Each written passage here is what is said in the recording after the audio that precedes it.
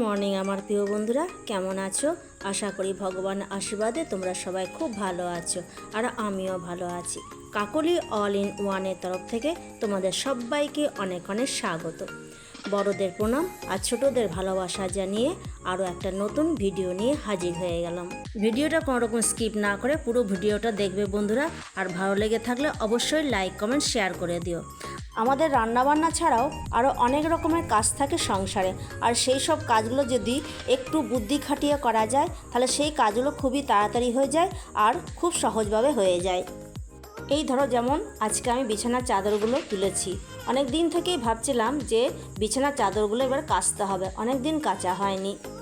তো এইগুলো এখন আমি ভিজিয়ে দিয়ে চলে যাব পড়াতে। 3 ঘন্টা ভিজবে। আমার তো আর মেশিন নেই, আমাকে হাতেই কাচতে হবে। তো এখন এগুলো ভিজুক, তাহলে আমাকে আর বেশি পরিশ্রম করতে হবে না, একটু কচালে দিলে পরে পরিষ্কার হয়ে যাবে। পরিয়ে উঠে পরে কাচাকুচি করে স্নান করে নিয়ে এই যে ছাদে এলাম কাপড়গুলো মেলতে। যদিও আকাশটা মেঘ মেঘ হয়ে আছে, কিন্তু বৃষ্টি হবে বলে মনে হচ্ছে না। দেখো আকাশটা কি সুন্দর দেখাচ্ছে, রোদ আর মেঘের মধ্যে যেন লুকোচুরি খেলা হচ্ছে। কোথাও নীল আকাশ দেখাচ্ছে, আবার কোথাও অল্প অল্প মেঘ দেখাচ্ছে, যেন একদম শরতের মেঘ, একদম শরৎকালের মতো লাগছে দেখতে, তাই না?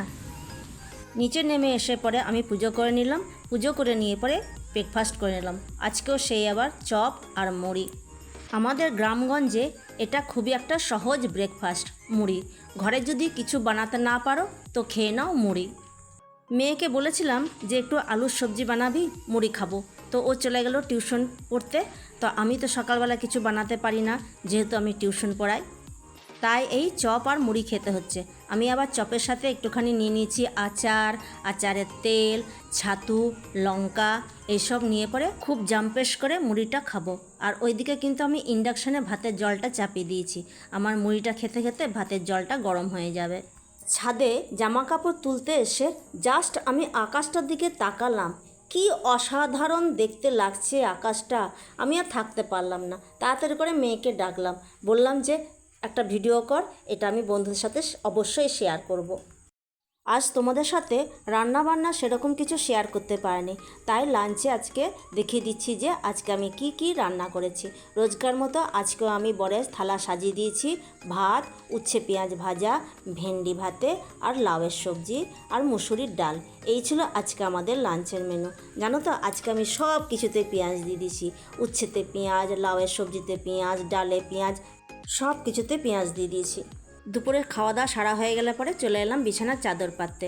2 সেট করে চাদর থাকে, যে চাদরটা পাতা থাকে সেটা তুলে কেচে রেখে দিলাম, আর যেটা রাখা থাকে ঘরে কাঁচা থাকে সেটা পেতে দিলাম। এই বিছানার চাদরটা পাতা হয়ে গেলে পরে চলে গেলাম ওই ঘরে। এই ঘরে বিছানার চাদরটা পেতে নিয়ে পরে এবারে বালিশের কভারগুলো পরাচ্ছি। আর এই বালিশের কভার পরানো নিয়েও অনেক রকম নিয়ম আছে, জানো তো। মা জেঠিমাদের মুখ থেকে শুনে এসেছি, দুপুরবেলায় বালিশের কভার পরাতে নেই, সন্ধ্যেবেলায় বালিশের কভার পরাতে নেই। তো পরাবো কখন? তো এগুলো কুসংস্কার না সত্যি এটা আমি জানি না, মানলে ভালো, না মানলেও ভালো। এরপর দেখো এখানে আমি মিষ্টি দই খাচ্ছি, বড়মশাই নিয়ে এলো, আর আমার মিষ্টি দই খেতে খুবই ভালো লাগে। তো চলো, যখন নিয়ে এসেছে তখন খাই। কি কারণে দোকান দিকে গেছিলো, আর সেখানে দেখতে পেয়ে পরে নিয়ে এলো আমাদের দুজনের জন্য। আর আমি মিষ্টি দই খেতে খুব পছন্দ করি, বেশ ভালো লাগছিল খেতে মিষ্টি দইটা। শুভ সন্ধ্যা বন্ধুরা। এরপর দেখো আমি চলে এলাম আয়রন করতে। বড়মশায় জামা প্যান্ট ছিল সেটাকে আয়রন করে নিচ্ছি, আর আমার কিছু কাপড় আছে সেগুলো আয়রন করে নেব। আর এই দেখো, এটা হচ্ছে কর্ডলেস মাইক্রোফোন, স্কুলের জন্য বড়মশাই নিয়ে এসেছে। স্কুলে অনেক ধরনের প্রোগ্রাম হয়ে থাকে, তো সেখানে দরকার লাগে, তো সেটাই নিয়ে এসেছে আর আমাদেরকে দেখাচ্ছে।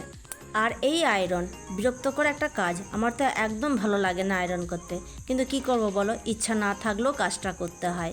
তাহলে চলো বন্ধুরা, আজকে এই আয়রন করতে করতে ভিডিওটা শেষ করে দিই। তাহলে বন্ধুরা আজকের মতো বিদায় নিচ্ছি, দেখা হচ্ছে আগামী দিনে নতুন একটা ভিডিওর সাথে।